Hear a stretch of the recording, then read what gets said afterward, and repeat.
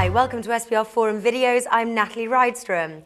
Today we're taking a look at the 2013 Aussie Open Finals, and backed by popular demand to break down the betting action is well-known SBR Forum tennis contributor Chris, better known as Eagles Fan 36. Good morning, Chris. Good morning, Natalie. Thanks again for having me. Now, no big surprises really on the men's side. World number one Novak Djokovic barely broke a sweat in his straight sets win over Spaniard David Ferrer. Did you make any money on that match?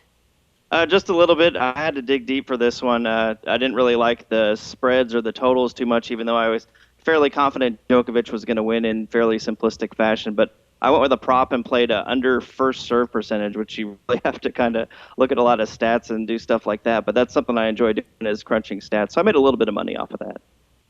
Now, Andy Murray is favoured at -145 against Roger Federer in the other semi-final. Who do you like to advance there?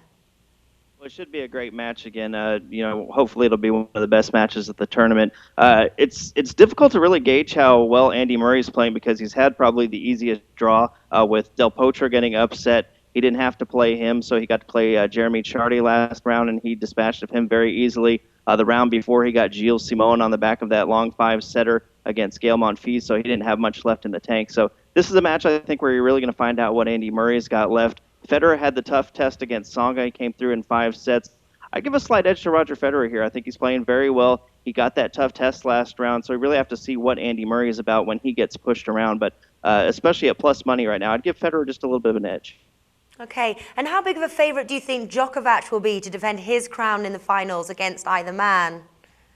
Well, I went and did a little research on this, and last year Djokovic closed at -215 at the U.S. Open against Andy Murray, and then the next time they met, since he lost that one, it was down to 172. And then against Federer in Wimbledon last year, when they met, it was about -227 in favor of Djokovic, and then when they met again in Cincinnati, it was down to 180. So I think depending on the level of competition that we see in this other semifinal, whether it's close or whether somebody gets blown out, I'm taking a wild guess, but I think Djokovic will probably open somewhere around -175, -180, somewhere around there. If we're lucky from a betting standpoint, maybe even a little bit lower to get to see some good numbers there. And Djokovic does seem to be the fittest man on tour, but he did play a Marathon 5 match 2 rounds ago. Now, assuming we see a competitive final, would you feel confident live betting him headed into a 4th or 5th set? Yeah, it's difficult not to like him, much like we saw with David Ferrer against Nicolas Almagro, where the superior fitness wins. Between Djokovic and Murray, I think you're pretty close as far as fitness level. Murray's really worked on his fitness the last few years, and I think he doesn't get tired very often. Obviously, Federer being a few years older, he's going to be the guy to watch. If the match goes longer and if there's a lot of long rallies at points, how does he respond to that? So certainly, even if Djokovic is down 2-1 going to a 4th set, or if it's tied at 2 sets going to a 5th, you have to feel fairly confident depending on the flow of the overall match with possibly taking him there 5 in play. All right, Chris, thanks for joining us. Thank you. For SBR Forum, I'm Natalie Rydstrom.